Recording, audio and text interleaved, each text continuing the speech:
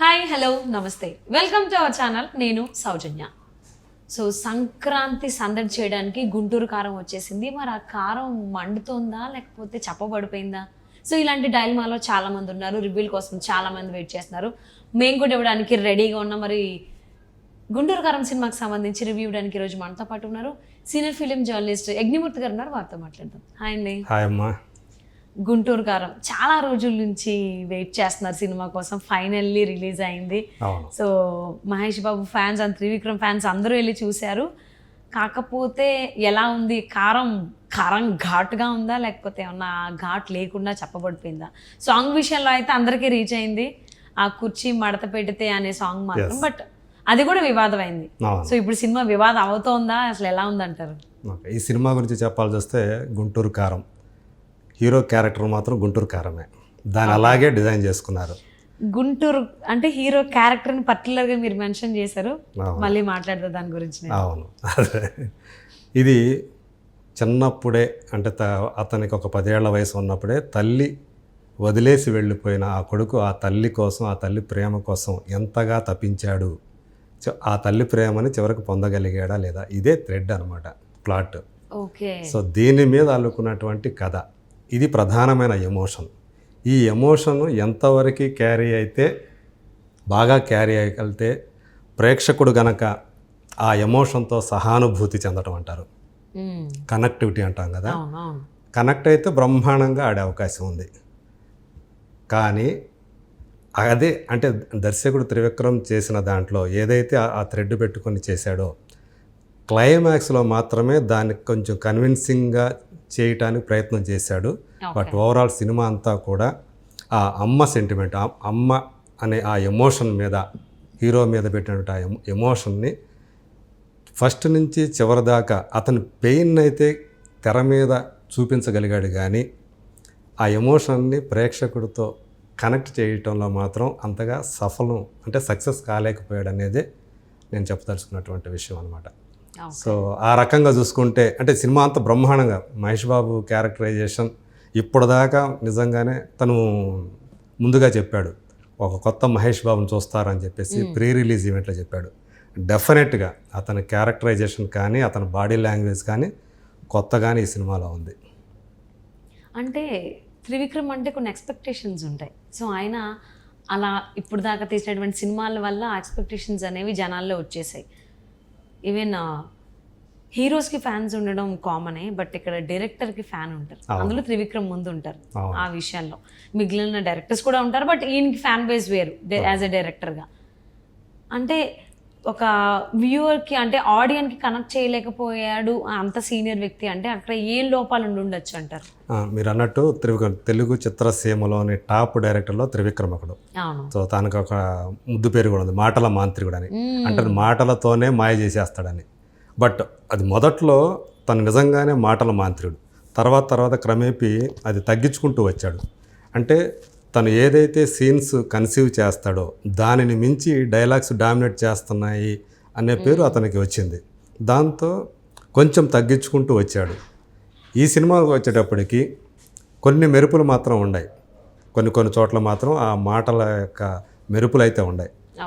So ఏదైతే తల్లి sentiment ఇందా చెప్పాను కదా, దానిని చివరిదాకా అంటే అట్ట ప్రేక్షకుడికి తెలియకుండా ఒక సస్పెన్స్ క్రియేట్ చేద్దాము, ఆ చివరిదాకా దాన్ని లాగుదాము అనే ఉద్దేశంతో తను చివరిదాకా ప్రేక్షకుడిని వెయిట్ చేయించాడు. ఓకే. ఆ అమ్మ అనే ఆ ఎమోషన్ని చివరిలో చెప్పిస్తాడు. చివరిలో అంటే ప్రేక్షకులు చాలా ఎక్స్పెక్టేషన్స్ ఉంటాయి, చివరికి ఏమవుతుంది, ఈ తల్లి కొడుకులు ఎలా కలుస్తారు, తల్లి కొడుకులు కలవచ్చు, అంటే ఎలా కలుస్తారు అనే ఆసక్తి ఏదైతే ఉందో ఆ చివరిలో దాన్ని తగ్గట్టుగా ఆసక్తికి రీచ్ అయ్యే విధంగా తీయటంలో మాత్రం త్రివిక్రమ్ ఫెయిల్ అయ్యాడని చెప్పాలి. సో ఆ డ్రామా ఏదైతే ఉందో, ఆ స్క్రీన్ ప్లే ఏదైతే ఉందో, ఆ సీన్స్ని తను కన్సీవ్ చేసిన విధానం ఏదైతే ఉందో, ఏ సీన్కి ఆ సీన్ విడిగా చూసినప్పుడు బాగానే ఉందంట అనిపిస్తుంది. బట్ ఓవరాల్గా చూసినప్పుడు మనకి ఒక ఫీల్ అంటాం కదా, థియేటర్ నుంచి బయటకు వచ్చేటప్పుడు ఒక ఫీల్ తోటి, ఒక ఎమోషన్ తోటి బయటకు రావాలంటాం కదా, అది లోపించడమే ఈ సినిమాలో. క్లైమాక్స్ లోనే ఉంటుంది. అది మొత్తం సినిమా అంతా చూసింది ఒక ఎత్తు అయితే, ఆ క్లైమాక్స్ లో అవును ఫీల్ అవ్వడమే అసలుది, అక్కడి నుంచి అదే క్యారీ అవుతుంది అవును చాలా మనం ఏదైతే సేపు. అవును. బట్ ఆ క్లైమాక్స్ కూడా కొంచెం అన్రియలిస్టిక్గా అనిపిస్తుంది అనమాట. ఓకే. అంటే నిజానికి ఫైనల్ లాజిక్ లెస్సే. కలుస్తారా అమ్మను మహేష్ బాబు? అది సినిమాలో చూడాలి కదా అది. అది చెప్పేసాం అనుకోండి మళ్ళీ నేను స్పాయిలర్ అంటున్నా. ఓకే. సో ఈ సినిమా అంతా నడిచేది దాని మీదే కాబట్టి ఓకే, అదే story line. Story line. So అమ్మగా రమ్యకృష్ణ. సో అందులో వైర వసుంధరాదేవి అనే క్యారెక్టర్లో ఆమె నటించారు. సో ఇతను కొడుకు క్యారెక్టర్లో తను గుంటూరు కారం రమణ, వెంకటరమణ, ఓకే. భోగినేని వెంకటరమణ అనే ఒక క్యారెక్టర్ తను చేశాడు. సో వీళ్ళిద్దరి మధ్య ఏదైతే నాన్న ఎవరు? నాన్ననే చూపించలేదా? ఉండారు, నాన్న ఉన్నాడు. తను అంటే ఆమెకి 2 పెళ్ళిళ్ళు అవుతాయి. అది మొదట్లోనే మనం ఇదివరకు మాట్లాడుకున్నాం కూడా యాక్చువల్గా గతంలో. సో జయరామ్ మొదటి భర్త, జయరామ్ కొడుకు మహేష్. బాబు. ఓకే. అట్లాగే సెకండ్ మ్యారేజ్ చేసుకుంటారు కదా, సెకండ్ హస్బెండ్ వచ్చేసి రావు రమేష్. ఓకే. సో ఎందుకు ఇతన్ని 10 ఏళ్ల వయసులో ఎందుకు వదిలేసింది ఆమె కొడుకుని, ఇంకో పెళ్ళి ఎందుకు చేసుకుంది? సో ఇదంతా చేయడానికి ఒక సూత్రధారి ఉంటాడనమాట, ప్రకాష్ రాజ్. ఓకే. అతను తాత క్యారెక్టర్, అంటే మహేష్కి తాత, రమ్యకృష్ణకి తండ్రి. ఓకే. సో అతను ఒక రాజకీయ నాయకుడు. సో తన వారసురాలుగా కూతుర్ని తీసుకొస్తాడు. మరి ఇతనంటే ఎందుకు అతనికి ద్వేషం, వీళ్ళంటే ఎందుకు అతనికి పడదు అనేది అదొక పాయింట్ అనమాట. సో అది మనం సినిమాలో చూస్తే అర్థమైపోతుంది. చాలా మల్టిపుల్ ఇలా ఉంటాయి, ముడులు ఉంటాయి అన్నమాట. ముడులు ఉంటాయి అంటే ముళ్ళు వేసుకుంటూ పోతారు. క్లైమాక్స్కి వచ్చేటప్పటికి ఒక్కొక్క ముడి విడదీసుకుంటూ పోవాలా. సో ఇవన్నీ కూడా ఒకేసారి చివరికి వచ్చేటప్పటికి బరువు ఎక్కువ అయిపోయింది మనకి. ఆ ముడ్లు ఒకటి ఇప్పదీయకుండా బిగిసిపోవడాలు కట్ చేసి ఉంటారు, అందుకని జనాలు కనెక్ట్ అవ్వలేదేమో. కానీ అతని క్యారెక్టరైజేషన్ ఏదైతే ఉందో, అతని మేనరిజమ్స్ ఏదైతే ఉందో, మహేష్ బాబు మాత్రం అతను ఏ సినిమాకి ఆ సినిమాకి టాప్ పర్ఫార్మెన్స్ ఇస్తూనే వచ్చాడు. ఈ సినిమాలో కూడా రమణగాడి క్యారెక్టర్కి తను చాలా బాగా న్యాయం చేశాడు. టాప్ క్లాస్ పర్ఫార్మెన్స్ ఇచ్చాడు. ఈవెన్ డ్యాన్సెస్ కూడా సాధారణంగా ఏంటంటే మహేష్ డ్యాన్స్లో వీక్, మిగతా తన సమకాలీన స్టార్ హీరోలతో పోలిస్తే కొంచెం డ్యాన్స్లో వీక్గా చెప్తారు. ఈ సినిమాలో డ్యాన్స్ పరంగా కూడా మెప్పించాడనే చెప్పాలి. ఓకే. మరి హీరోయిన్స్ ఏమో ఇద్దరు ఉన్నారు, మీనాక్షి ఉన్నారు, శ్రీలీల కూడా ఇద్దరు ఉన్నారు. అవును. ఇద్దరులో ఎవరు మెయిన్ అసలు? యాక్చువల్గా ఇందులో అమ్మాయి మీనాక్షి చౌదరి అనే అమ్మాయి వచ్చేసి మరదల క్యారెక్టర్. సో ఇతనికి రొమాంటిక్ యాంగిల్ అనేది, ఆమెకి ఇతనికి రొమాంటిక్ యాంగిల్ ఉండదు. ఓకే.